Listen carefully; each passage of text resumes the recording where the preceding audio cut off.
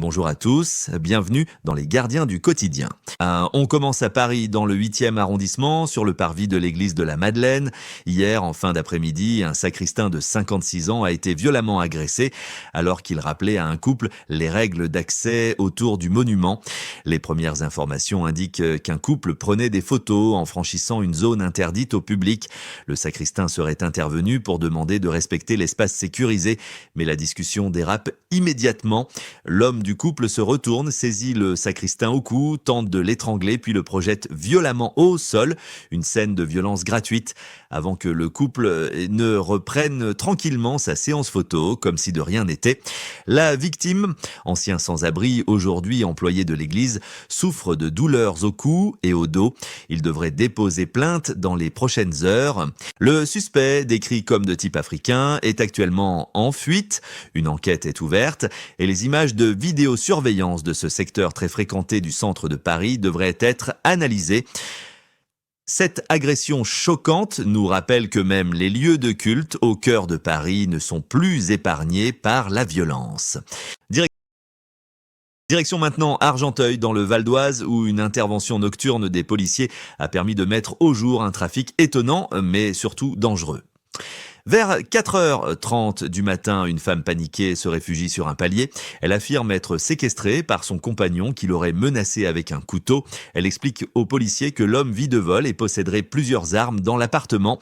Les agents pénètrent dans le logement et découvrent une véritable caverne d'Ali Baba criminel. Le suspect, Ledbé, 34 ans, en situation irrégulière. Dans la chambre, 2 autres hommes endormis, également étrangers, et eux aussi en situation irrégulière. Et partout dans l'appartement, 4 trottinettes électriques douteuses, 4 téléphones portables, de la cocaïne, des plaquettes de prégabalines et des armes. Les 3 individus ont été placés en garde à vue. L'appartement a été scellé dans l'attente d'une perquisition complète. Cette affaire pose une nouvelle fois la question des occupations illégales de logements, des trafics urbains clandestins et des risques pour les riverains. Enfin, à Bordeaux, une femme de 88 ans a vécu un véritable traumatisme. Mardi, dans le quartier du Parc Rivière, elle se promène quand un individu l'agresse soudainement et lui arrache le collier qu'elle porte. Il ne s'agit pas d'un simple bijou. Le collier, orné de diamants et de rubis, est estimé à près de 15 000 €. L'agresseur prend immédiatement la fuite. Il n'a toujours pas été identifié. Le dossier a été confié au service local de la police judiciaire. Ce type d'attaque vise de plus en plus souvent les personnes âgées, perçues comme vulnérables et faciles à dépouiller en quelques secondes. Quelques rappels importants pour éviter ou limiter ces risques au quotidien. Éviter de porter des bijoux de grande valeur lors de déplacements seuls, surtout en fin de journée ou dans les quartiers peu fréquentés. Garder une distance de sécurité avec des inconnus qui approchent trop près. En cas de menace ou de séquestration, sortir au plus vite de l'habitation et alerter immédiatement le 17. Pour les témoins, ne pas intervenir physiquement, mais appeler la police et noter les descriptions.